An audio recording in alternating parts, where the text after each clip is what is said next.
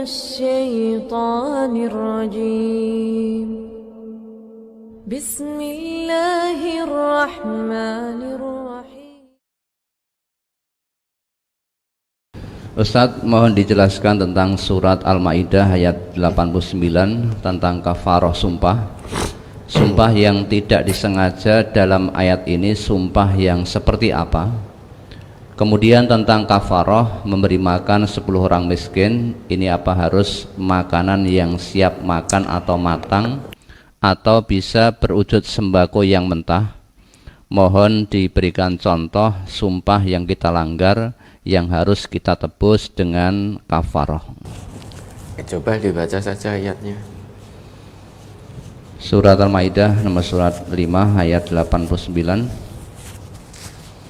La yu'akhidhukumullahu billaghwi fi aymanikum walakin yu'akhidhukum bima aqadtumul ayman fakaffaratuhu it'amu 'asharati masakin min awsati ma tut'imuna ahlikum aw kiswatuhum aw tahriru raqabah faman lam yajid fasyamu salasati ayyam dzalika kaffaratu aymanikum idza halaftum wahfadzu aymanakum kadzalika yubayyinullahu lakum ayatihi la'allakum tashkurun. Allah tidak menghukum kamu disebabkan sumpah-sumpahmu yang tidak dimaksud untuk bersumpah, tetapi Dia menghukum kamu disebabkan sumpah-sumpah yang kamu sengaja.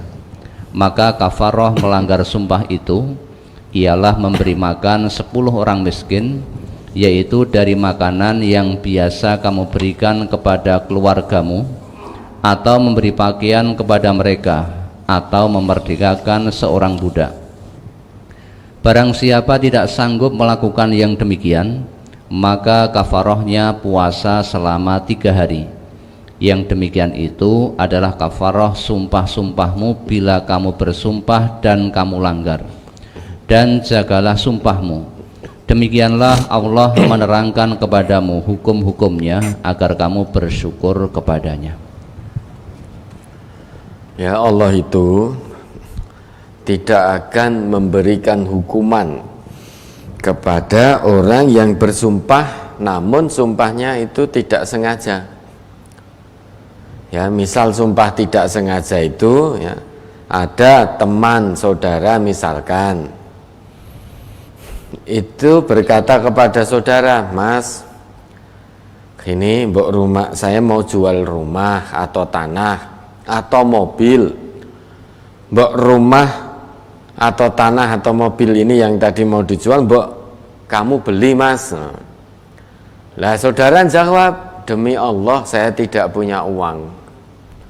Nah ini sumpah tidak sengaja, maksudnya bukan tidak punya uang sama sekali, namun maksudnya ya, tidak punya uang untuk membeli rumah atau mobil atau tanah yang dijual tadi. Bukan berarti tidak punya uang sama sekali, bukan. Nah meskipun itu ada sumpah, namun itu sumpah yang tidak disengaja. Ya, misalkan datang seseorang, Mas, mbok tanahku tukunan, Mas, tanahku kamu beli, Mas. Nah, jenengan jawab, waduh demi Allah aku ora duwe duit, saya nggak punya uang. Nah, maksudnya tidak punya uang untuk beli tanah itu, bukan tidak punya uang sama sekali. Nah ini termasuk sumpah yang tidak disengaja. Nah kalau ini yang terjadi, maka Allah tidak akan hukum. Sumpah yang tidak sengaja itu tidak ada kafarahnya. Allah nggak ada hukuman dari Allah. Kecuali kalau sumpah itu kita sengaja. Misalkan, wallahi demi Allah, jika nanti tanahku laku, aku akan beri kamu uang sekian juta, misalkan 1 juta.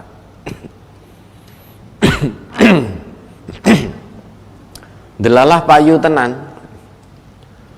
Nah, ketika payu, nah tadi orang ngerti atau tidak ngerti, namun tanah itu laku, dan tadi saudara sudah bersumpah, wallahi demi Allah, kalau tanahku laku, aku akan beri fulan uang sekian juta.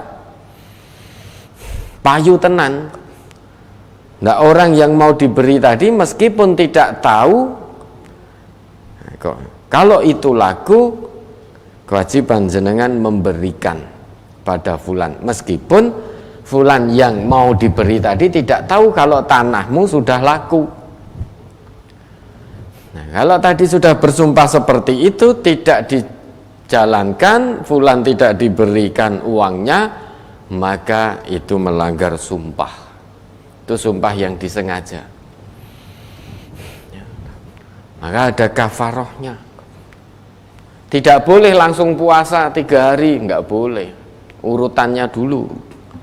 Fakafaratuhu it'amu asyarati masakin min awsati ma tut'imuna ahlikum au kiswatuhum au tahriru raqabah. Ini dulu diusahakan.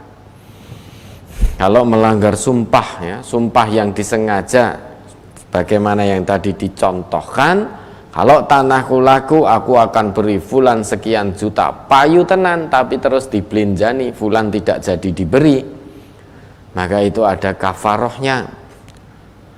Kafarohnya memberi makan 10 orang dulu, 10 orang miskin. Kalau tidak, memberi mereka pakaian. 10 orang miskin beri pakaian yang layak, beri pakaian yang layak. Tadi makanan dari yang biasa kamu berikan kepada keluargamu. Misalkan kalau keluarganya biasanya makannya rojo lele, lah tadi 10 orang miskin tadi juga harus diberi yang rojo lele. Tidak boleh ada di bawahnya. Di atasnya boleh, yang lebih bagus boleh. Kalau yang lebih buruk kualitasnya tidak boleh, minimal sama dengan yang diberikan pada keluargamu. Begitupun dengan pakaian. Pakaian wes iki pakaian wes sak-sake, tidak harus sesuai dengan pakaian yang memang biasa untuk keluarganya. Atau tahriru raqabah, memerdekakan budak. Kalau 3 hal tadi tidak bisa dilakukan, maka baru faman lam yajid fasiyamu salasati ayyam, puasa 3 hari. Dzalika kafaratu aimanikum. Itu kafarah sumpahmu jika kamu berjanji tetapi kamu ingkari. Kemudian Allah lanjutkan, wahfadhu aimanakum, jaga sumpahmu. Ya, jaga, itu perintah dari Allah. Jangan mudah-mudah bersumpah terus dibelinjani, diingkari. Ya, sekali bersumpah diingkari, kemudian sumpah kedua diingkari juga, sumpah yang disengaja ketiga diingkari juga. Hati-hati. 1 kali sumpah dan sumpah itu kita sengaja, kemudian kita belinjani, ada kafarohnya. Kalau kafaroh itu tidak dilakukan, dosa di hadapan Allah. Nanti kalau meninggal, menghadap Allah, sampai di hadapan Allah, kita belum tunaikan kafaroh sumpah yang dulu kita langgar. 1 kali sumpah dilanggar, 2 kali dilanggar, 3 kali dilanggar, 4 kali dilanggar, sehingga mudah bersumpah, mudah belinjani. Dikiranya tidak apa-apa, dikiranya tidak dosa, dikiranya tidak akan dibalas oleh Allah. Maka wahfadhu aimanakum, jaga sumpahmu. Samping itu, kita harus menghindar, jangan menjadikan sumpah untuk berbohong di antara kita. Jangan jadikan sumpah sebagai alat kebohongan di antara kita. Ya. Kalau itu yang dilakukan, sudah, maka kita akan mendapatkan keburukan demi keburukan, tergelincir dari jalan Allah. Coba diingat itu An-Nahl surat ke-16 ayat 94. Jangan jadikan sumpah sebagai alat kebohongan di antara kita. Surat An-Nahl nomor surat 16 ayat 94. Wala tattakhidhu aymanakum takhalam bainakum fatazilla qadamum ba'da subutiha wa tadhuqus su'a bima sadattum an sabilillah walakum adzabun adzim. Dan janganlah kamu jadikan sumpah-sumpahmu sebagai alat penipu di antaramu yang menyebabkan tergelincir kakimu sesudah kokoh tegaknya, dan kamu rasakan kemelaratan di dunia karena kamu menghalangi manusia dari jalan Allah, dan bagimu azab yang besar. Ya, kalau kita tidak hati-hati, ya, sering di antara kita tergelincir dari jalan Allah ini. Kaki kita tergelincir dari jalan Allah saat kita gunakan sumpah untuk alat kebohongan di antara kita. Ya, demi Allah aku ora kok. Untuk meyakinkan lawan bicaranya, bersumpah mengambil Allah sebagai saksi. Wallahi, demi Allah, demi Allah saya tidak melakukan itu. Atau demi Allah, wis to, engko kowe tak kei iki percaya karo aku. Kalau itu kita lakukan, berarti kita menjadikan sumpah sebagai alat kebohongan. Kalau ini terjadi, fatazilla qadamun ba'da subutiha, kaki kita akan tergelincir dari jalan Allah, tergelincir dari kebenaran, tergelincir dari petunjuk Allah dan juga Rasulullah. Kalau sudah tergelincir dari jalan Allah, dari jalan Rasul, ya sudah, fatadzuqus su', keburukan demi keburukan akan didapat. Nah, di akhirat disediakan oleh Allah siksa yang pedih, siksa yang besar, hanya gara-gara ketika di dunia suka menggunakan sumpah sebagai alat kebohongan, alat untuk menipu. Maka kata Allah di Al-Maidah 89 tadi, wahfadu aimanakum, menipu manusia saja tidak boleh, apalagi menipu Allah. Wallahi, demi Allah, ya, jika aku nanti begini, maka aku akan begini. Ketika Allah beri betul, kabulkan betul permohonannya, misalkan disembuhkan dari sakitnya, sudah kadung janji kepada Allah, kalau Allah sembuhkan aku dari sakitku, aku akan begini, santuni anak yatim, ini itu. Begitu sembuh tenan, ternyata janji-janji tadi tidak terpenuhi, dibelanjani. Ya sudah, tidak ada yang pantas bagi orang yang menjadikan sumpah sebagai alat kebohongan kecuali adzabun adzim, kecuali siksa yang besar. Hati-hati, wahfadu aimanakum, jaga sumpahmu. Jaga sumpahmu dalam arti sumpah yang disengaja. Maka jangan berat-berat kalau bersumpah.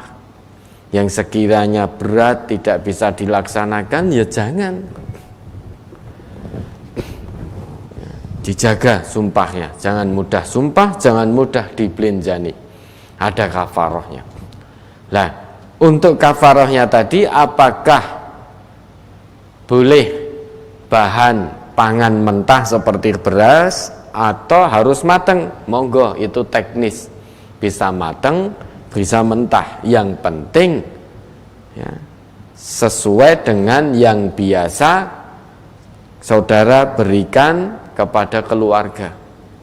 Mau matang, mau mentah silahkan, sing penting sesuai yang biasa dimakan, yang saudara makan dan keluarga saudara makan, sesuai itu. Mau matang boleh, mau mentah boleh. Yang tidak boleh, meski berikan mentah atau matang tetapi kualitasnya di bawah yang biasa saudara dan keluarga makan, itu tidak boleh. Ya, ada lagi.